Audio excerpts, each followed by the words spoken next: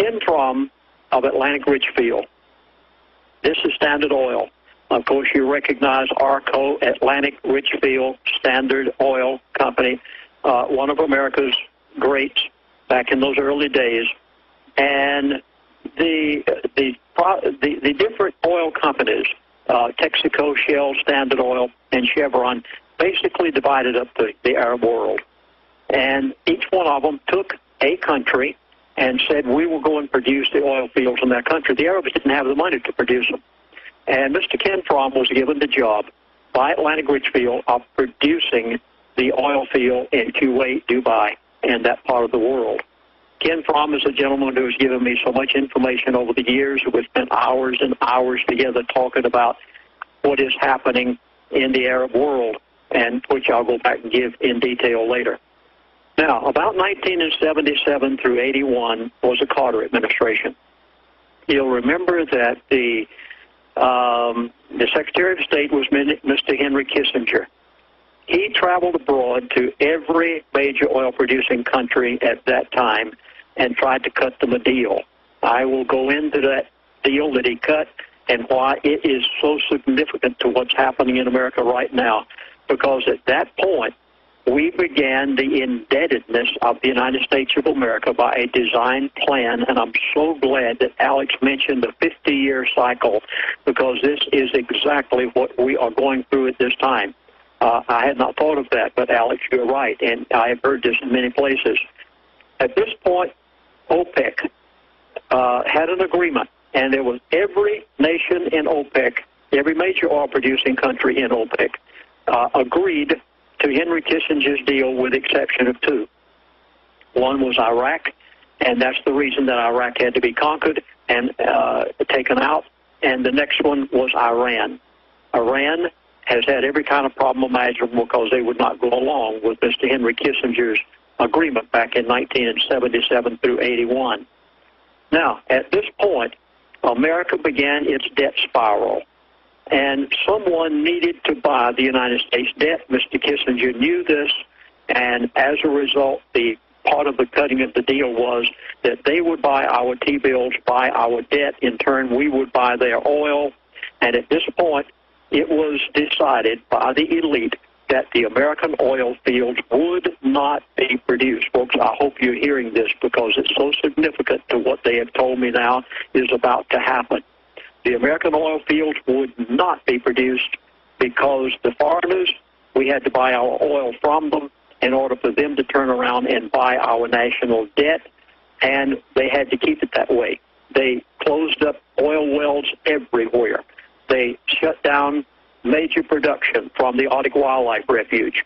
What was the Bakken Oil Preserve and others here in the Lower 48, they likewise said, we cannot produce them because if we do, then these other countries will not be obligated to buy our debt. This also began the time that the elitists, the bankers and others, the World Bank, the IMF, began to bring about the destruction of America gradually.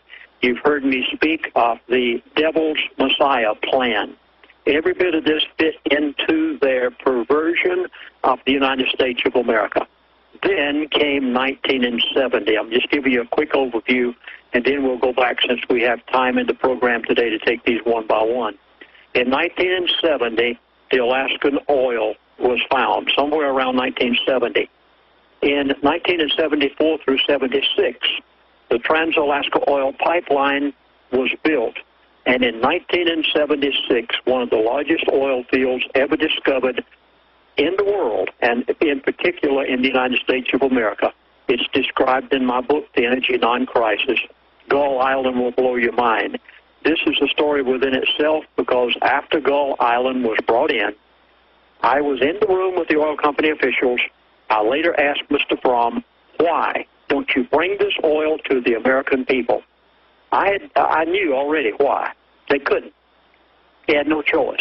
They could not bring gasoline back down to 25 cents a gallon again. They could not bring it to 50 or 60 cents a gallon. They couldn't because the national debt had to be bought by someone. The Federal Reserve was obligated, and the national debt was growing so greatly. And now Gull Islands brought in, and I said to Ken, why don't you bring this oil to the American people? He said, Chaplain, this is classified. We are not going to release that oil. We will never announce the oil field and the Arctic Wildlife Refuge, what is there, until, please, this is so important, put it down in your notes. You're hearing things today for the first time. He said, we will not produce these oil fields until we have crude oil to somewhere around $200 a barrel. I said that in different places. It got me in trouble. I later was called on the carpet by the elite, and I was threatened, and it was mainly because of this one subject right here. They had to get it to $200 a barrel. You are going to see $150 to $200 a barrel oil in the very near future. You're probably talking somewhere in the neighborhood of 9 to 12 months. They have to take it there because the problems that have developed, they developed them, by the way. The problems and the crisis that they have developed in the Middle East will grow so great until America will not be able to get its oil from the OPEC oil-producing countries of the Middle East and Saudi Arabia in particular. Okay, thank you for joining us.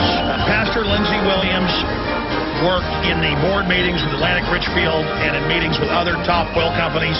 Just like in Congress or on an aircraft carrier, the chaplain is like an intermediary and was able to see all this. He wrote a book about it.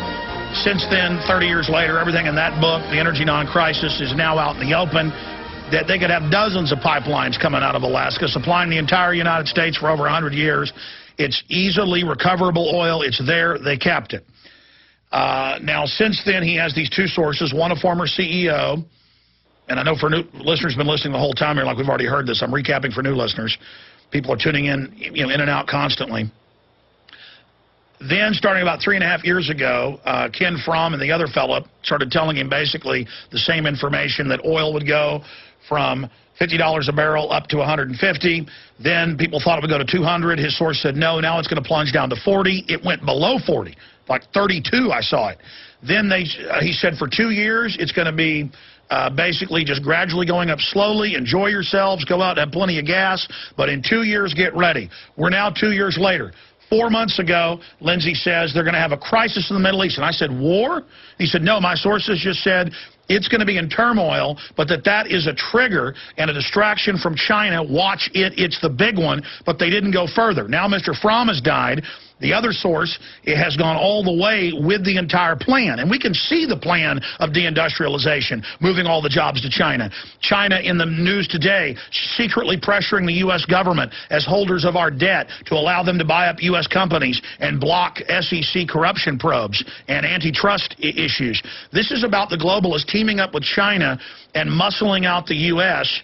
This is about the designed decline of the U.S., and Lindsey's going to lay it all out now. Lindsey, let's start back at the Middle East, the planned program there, that's admitted, where this is going, how it's going to unfold. You have the floor for the next 10 minutes.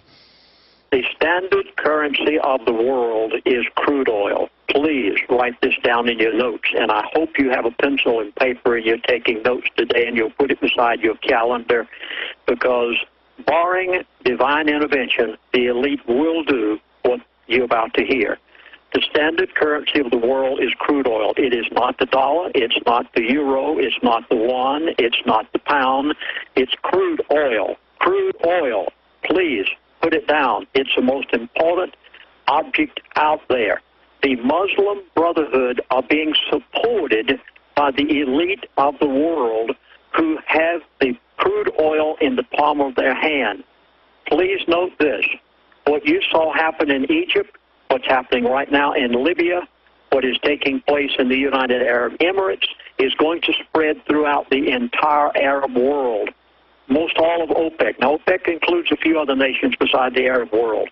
But all over the Arab world, it's going to continue because they are being supported by the elite of the world. The elite of the world plan to double-cross the Arabs. I hope you've never heard this anywhere before.